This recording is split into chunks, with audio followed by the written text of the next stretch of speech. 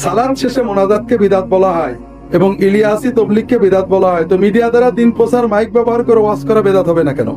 বিষয়টা বুঝতে পেরেছেন? আমি নিজে ইলিয়াসি তবলিগকে বেদাত বলি না, ভালো ভালো খারাপ খারাপ প্রত্যেকটা আমি যে ইমানে বিশ্বাস করি সেটা হলো আমরা কর্মের কথা বলি। কোন মুমিনের ব্যক্তিগত দলগত সমালোচনা আমরা পছন্দ করি না। আবার আপনাদের বোঝানোর চেষ্টা করি, এইটা মনে করেন একদলা গু পাক না পাক। আমি কিন্তু গোবর বলিনি, কারণ ইখতিলাফ আছে কিছু, আমি জানি আপনারা বুঝবেন, এই জন্য গু বলেছি।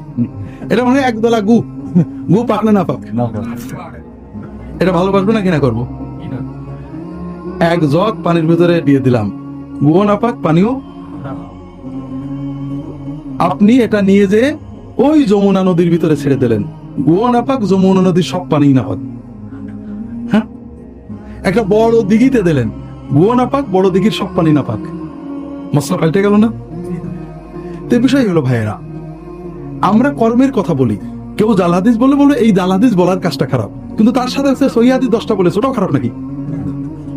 একজন লোক হয়তো মিলাদ পড়েছে, আমি বলবো মিলাদ এই পদ্ধতি মিলাদটা সুন্নত না, কিন্তু সে নামাজ পড়েছে, ওগুলো খারাপ নাকি? ওগুলো খারাপ নাকি? কাজেই একটা মুমিনের একটা কর্ম আমি বলবো এটা সুন্নতে পাচ্ছি না, আমার কিছু করার নেই, আমি নবী সুন্নতে পাচ্ছি না, এটা সুন্নতের খেলাফ অথবা বিদআত। কিন্তু মুমিন তো আরো নেক আমল করে, একজন দ্বীনের দায়ী, ভালো আলেম, ইমাম, অনেক ভালো কাজ করেন, ভালো কথা বলেন। কাজেই আমরা ভালোকে ভালো, খারাপকে খারাপ বলবো। কথাকে বুঝতে পেরেছেন? মুসলমানের একটা খারাপকে বুঝে যদি সব খারাপ বললেন, তাহলে মুসলমানের ইমান, নামাজ, রোজা, আল্লাহর জন্য কষ্ট, এগুলো কোনোটা মূল্যায়ন করলেন না, তার মানে হলো আপনি নফসের ইত্তেবা করছেন, আল্লাহ রসুলের দিকে তাকাননি। এই জন্য যেটুকু বেদাত, আমি বলবো যে এই কাজটুকু বেদাত। তাহলে মিডিয়ার মাধ্যমে দিনের দাওয়াত, এটাকে কেউ দিন মনে করে না। কথাকে বুঝতে পেরেছেন?